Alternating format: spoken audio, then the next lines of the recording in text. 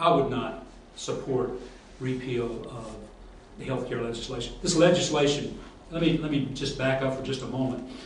The initial efforts to effect this national health care type of activity goes back way back to 1946. People don't realize the history. President Truman. Yes, it goes all the way back, and it's never been able to be passed, and it's come up time after time after time over the years. And this was the first time President Obama campaigned on the idea of affordable health care for all individuals. And he was elected. He was elected. The people spoke. And he was elected to the presidency based on that being a major part of his platform, I do believe.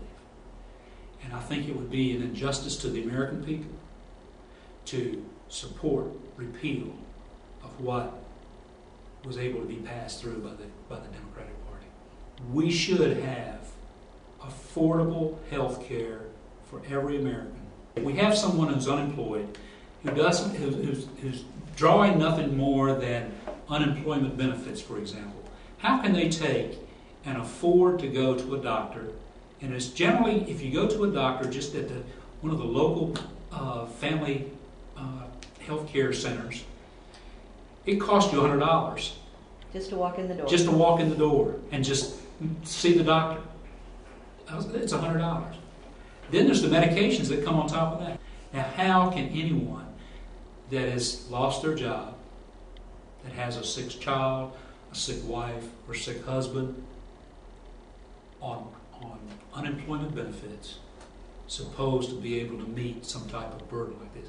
Now, I've done bankruptcies in my practice for low-income people. And one of the things that I have found in the bankruptcy is that a majority of them, about 60%, have to declare bankruptcy because of health insurance, the lack of health insurance. And it's been a medical situation that's caused a catastrophe in their life, that's caused them to have to go into bankruptcy because they can't meet the expense.